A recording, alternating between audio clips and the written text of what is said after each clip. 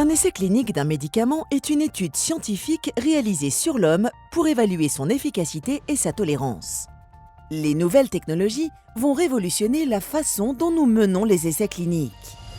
De quelle révolution parle-t-on? Que peuvent-elles apporter aux patients? Regardons comment se déroule un essai clinique. À l'origine, un laboratoire pharmaceutique rédige un protocole. C'est le mode d'emploi de l'essai clinique. Ensuite, le laboratoire doit obtenir une autorisation scientifique de l'Agence nationale de sécurité du médicament ou une agence d'un pays européen et un avis éthique favorable. Il faut que des patients y participent. Ce n'est pas toujours simple. Parfois, trop peu de patients sont concernés par une maladie rare et sont répartis sur l'ensemble du territoire, loin de l'hôpital où se déroule l'essai. De nouvelles solutions technologiques permettent de repérer plus simplement et efficacement les patients qui pourraient participer à l'essai. Les patients choisis doivent être informés par le médecin en charge de l'essai clinique pour donner ce que l'on appelle leur consentement éclairé. Cette étape indispensable peut être anxiogène. Le développement des outils digitaux permet d'effectuer cela à distance si le patient est éloigné, d'enrichir l'information avec des documents multimédia pédagogiques et de laisser plus de temps à la décision avec la signature électronique. Une fois les patients de l'essai choisis, plusieurs groupes sont constitués pour évaluer le traitement et le comparer.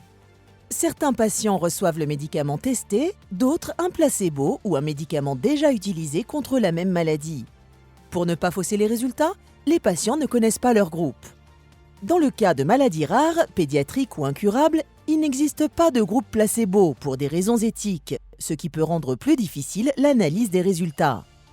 L'intelligence artificielle permet de résoudre ce problème en intégrant des données réelles agrégées ou en modélisant des situations réelles avec des données virtuelles. Ce bras virtuel de l'essai clinique permet de consolider les résultats et d'améliorer la qualité de l'analyse. Le patient se rend à l'hôpital où est mené l'essai pour recevoir son traitement, qui peut être sous forme orale ou injectable.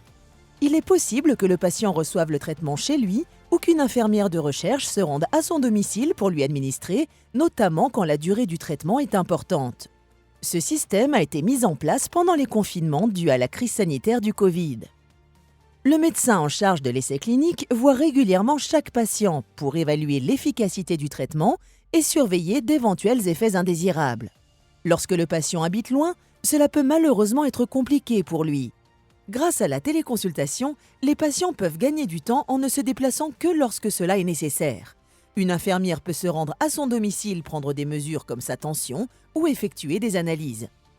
Au final, grâce au numérique, les essais cliniques sont moins contraignants pour les patients, avec des exigences de qualité et de sécurité tout aussi élevées. Retrouvez l'intégralité du rapport d'Ulem sur les essais cliniques en 2030.